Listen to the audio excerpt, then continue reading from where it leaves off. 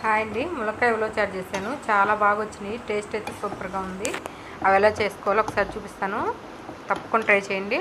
Night అంతా ఉలవలు నానపెట్టేసుకొని morning కుక్కర్లో ఉలవలు వేసేసుకొని ఒక 2 లీటర్ల వాటర్ పోసేసుకొని ఒక 5-6 విజిల్స్ వచ్చే వరకు ఉడికించేసి ఆ వాటర్ అంతా వడకట్టేసి పక్కన పెట్టేసాను. తర్వాత ఒక నిమ్మకాయ సైజ్ అంతా చింతపండు నానబెట్టేసి అవి పక్కన పెట్టేసి దానిలో కావాల్సిన వెజిటేబుల్స్ మన ఇష్టం ఏమైనా వేసేసుకోవచ్చు. నేను ములక్కాయ, క్యారెట్ వేసాను.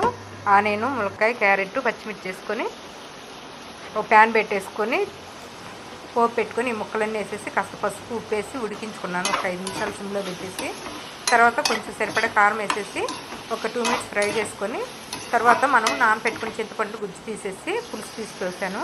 తర్వాత మనం నైట్ అంతా నానపెట్టి ఉడకబెట్టుకున్నాం కదా ఉలవలు, అవి ఫిల్టర్ చేసి పెట్టుకున్న వాటర్ కూడా అందులో వేసేసాను. అందులో వేసి ఇంకాస్త వాటర్ పోసేసి కాస్త ఉప్పు, కారం అవన్నీ అడ్జస్ట్ చేసుకొని చూసుకున్న తర్వాత ఇంకొంచెం వాటర్ కలుపుకొని హైలో పెట్టుకొని ఒక 10 నిమిషాలు బాగా కుక్ చేసుకోవాలి. మనకు కొంచెం బాగా చిక్కగా కావాలనుకున్నప్పుడు మనం ఉడికించిన ఉలవలు ఉంటాయి కదా, అవి పక్కన పెట్టేసినప్పుడు వాటిని కొంచెం తీసుకొని మెత్తగా మిక్సీ పట్టేసుకొని అందులో కలిపేసుకుంటే చిక్కగా వస్తాయి. చిక్కగా కావాలనుకున్న వాళ్ళు అలా ట్రై చేయొచ్చు. టేస్ట్ అయితే సూపర్గా ఉన్నాయి. చాలా బాగా వచ్చినాయి. తప్పకుండా ట్రై చేయండి.